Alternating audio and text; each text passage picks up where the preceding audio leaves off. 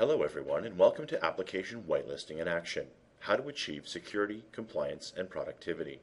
My name is Bob Carpenter and I'm a sales engineer here at Faronics. In this presentation, we're going to cover what the pervasive IT challenges are today with a particular focus on security, compliance, and productivity. Then I'll delve into the concept of application whitelisting and introduce the Faronics Anti-Executable solution. I'm briefly going to explain how anti-executable and your familiar deep freeze, along with antivirus, fit into our layered security approach and finish up with some next steps for you. Let's begin. Educational institutions today are faced with ensuring tighter security for all their computers, not only in their labs but also in staff and teacher computers, where security might be compromised with the thousands of new malware payloads attacking computers via web downloads, email spear phishing, fake antivirus ads, etc. It is vital to protect student records and sensitive proprietary data against exposure to malicious tools such as keyloggers, zero-day attacks, and morphing viruses.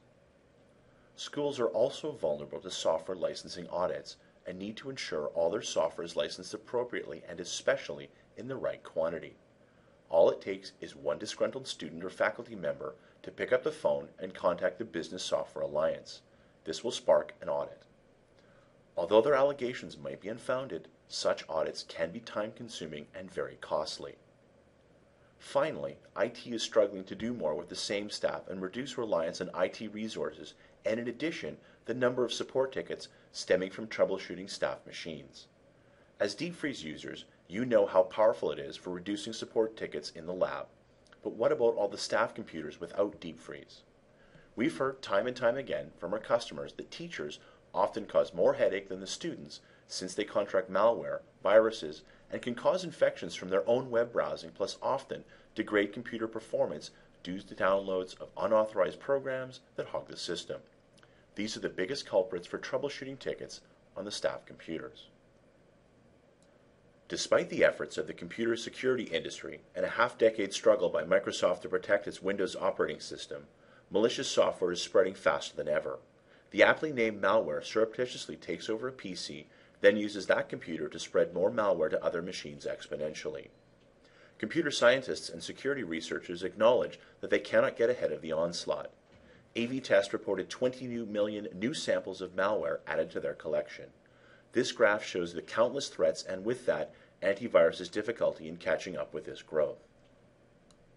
In the past, viruses and malware came about written by independent virus writers, or so-called nerds, looking for a challenge and notoriety.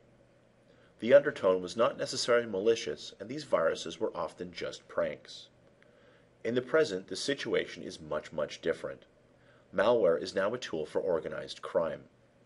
Cybercriminals are doing it for financial gain, to steal and sell proprietary data, financial records, student records, etc. The tools are easy to obtain and malware is more malicious, detrimental, and expensive than ever before.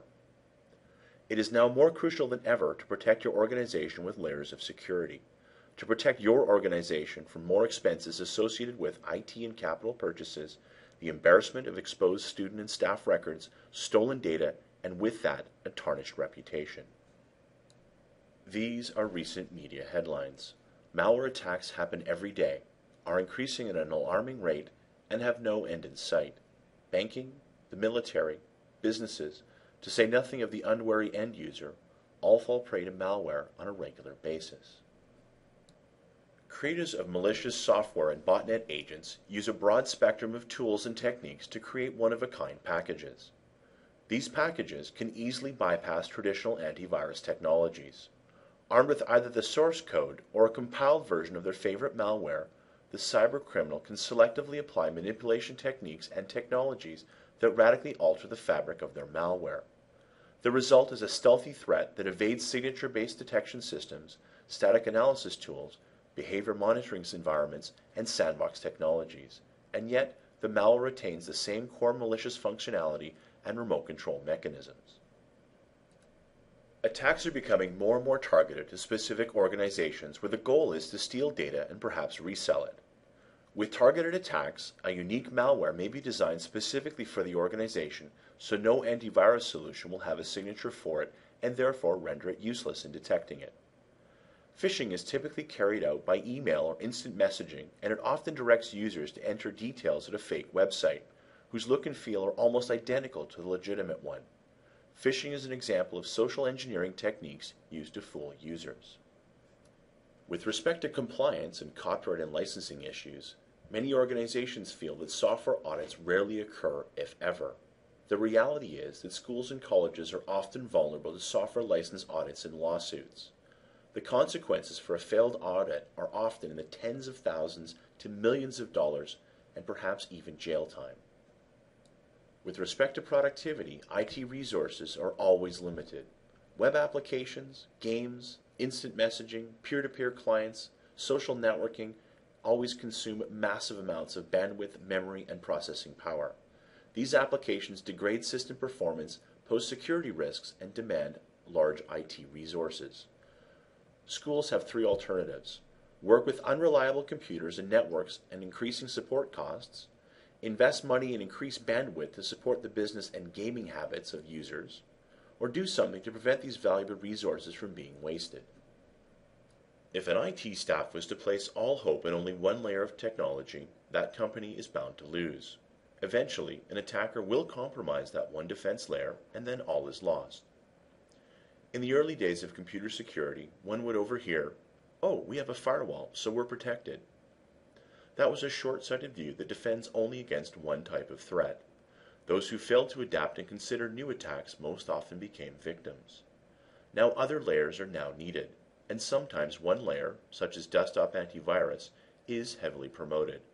IT departments are wise to revisit history lest they repeat the same mistakes. The best practitioners use an entire arsenal of tools, each protecting a different area, or more likely, specifically designed to counter a specific threat. This gives two great advantages. More threats are protected against, and if one defense is compromised, a second, or third, or even fourth stands ready and must still be overcome. For example, a machine protected solely with deep freeze can temporarily and repetitively become infected, reboot the system, and it's now clean, until some other computer reinfects it. This is where a preemptive layer such as antivirus or anti-executable combined with antivirus and deep freeze becomes a very well protected machine. Common layers include physical environmental, social defenses which include written security policies and guidelines, network and edge protection, and desktop technologies we'll go over in a moment. When looking at desktop security, many things may be considered part of the security approach. Not all of them are as effective as we wish they were. System restore. When a computer becomes unusable, many administrators prefer to simply re-image than to try and troubleshoot and repair the damage. Many security experts say that if a computer has been compromised, the only secure choice is to completely erase, reformat, and reinstall the system. These drastic measures are not always feasible or necessary, particularly if the damage is not a security issue, such as installing the wrong version of a driver. Note that system restore solutions do not prevent problems or mitigate the risk of data leakage. Rather, they provide a method, potentially a very effective method, of quick recovery. User account control. This layer is usually helpful to protect against internal threats such as malicious users. IT can also limit access to registry keys, admin tools, and removable drives to avoid data leakage and system degradation. Application whitelisting. Rather than try to identify all the possible bad applications that you never want to run, you start by identifying exactly what you do want to run. Therefore, the system is configured to allow only those specific applications to execute. The benefits of whitelisting are quick to see.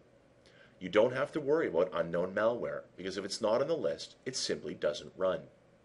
You're dealing with a finite set of known good programs rather than the infinite set of unknown bad programs. Antivirus. Antivirus could be seen as an enhanced blacklist. Specific programs are blocked by name, by file hash, or because they contain predefined strings of known bytes and patterns. In most antivirus programs, heuristics are also used to attempt to detect variations of known viruses or behaviors that are virus-like. Antivirus is mandated in most organizations and is often required for regulatory compliance. Antivirus is often not all that effective when used alone. First of all, antivirus does need constant updating. The famous 10 immutable laws of security say that an out-of-date virus scanner is only marginally better than no virus scanner at all. Some antiviruses are very large drains on system resources. Now let's consider the layered security combination. The key limitation with antivirus is that it is only able to protect against the threats that the publisher already knew about, not the new one that's happening now. There are several types of threats that may attack before the antivirus vendors know about them. For example, some malware is specifically written to mutate, or to change its own code, to avoid detection. Other viruses exploit vulnerabilities that have not yet been disclosed or patched, known as a zero-day attack. And it is common for malware writers to reverse engineer a published patch to create yet another virus written in minutes after an operating system patch has been released, faster than that patch is applied and before the antivirus vendors can update their signature files. This is where application whitelisting is a fantastic complement to antivirus. By allowing only approved applications to install and run, all the new threats, zero-day and targeted attacks, plus morphing viruses can be blocked along with any unwanted programs. Why application whitelisting is so powerful. The concept behind whitelisting. Only approved applications can install or ever execute. Unknown and unwanted executables are never allowed to run. Providing the benefit of having protection against zero-day threats, targeted attacks, and morphing viruses. Protection against exposure to malware such as keyloggers, and no dependency on definition updates. You're always up to date with the latest definitions. The benefits of application whitelisting go far beyond security. Reducing help desk costs, preventing installation and execution of distractive or potentially destructive applications. Enforce written policies about unlicensed, illegal, or unauthorized application downloads to complement your efforts.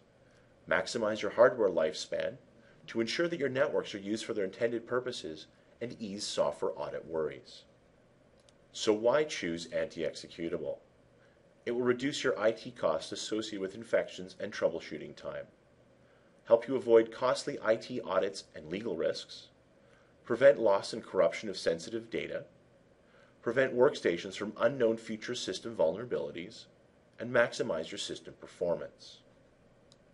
The capabilities of anti-executable make sure that only approved applications can install or execute, protects you against threats that bypass antivirus solutions such as zero-day, targeted, and morphing virus, protecting data from exposure to malware such as keyloggers, help maintain system integrity and performance by blocking installation of unauthorized or unwanted applications, enforces license compliance by specifying programs and versions that are allowed to be installed, and is not dependent on constant signature updates.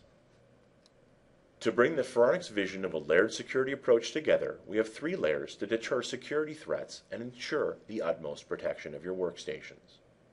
The primary layer, antivirus, blocking against known threats.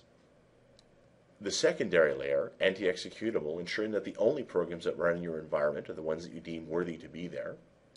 The tertiary layer, deep freeze, the reboot to restore solution, bring your machine back to its pristine state in case users do unauthorized system changes or anything else not stopped by the first 2 layers. The benefits of using the Faronics layered security approach. At the center we have the Faronics Core, our enterprise management platform. Around this we have our compliance, IT and business productivity, malware protection, and full system availability. Then we have the benefits outside of this, reducing support calls by up to 63% on average, preventing malware, prevent zero-day attacks, reduce time managing workstations, keeping your networks up and running, restoring the systems back to their pristine state on reboots, and making sure that unwanted applications never arrive in your environment. We're Faronics. Our motto is we have intelligent solutions for absolute control. We've been in the software business since 1996. Since then, we've deployed over 8 million licenses of our products to over 30,000 customers in 150 countries worldwide. We have offices in the United States, Canada, and the United Kingdom. Faronics is proud to have been carbon neutral since 2008. We have many industry affiliations, and we've won many industry awards. For more information, visit www.faronics.com/layeredsecurity. You may also contact Faronics at sales@faronics.com or phone us at 1-800-943-6422. This has been a presentation by Faronics of Application Whitelisting in Action, Security, Compliance, and Productivity. Thank you for watching.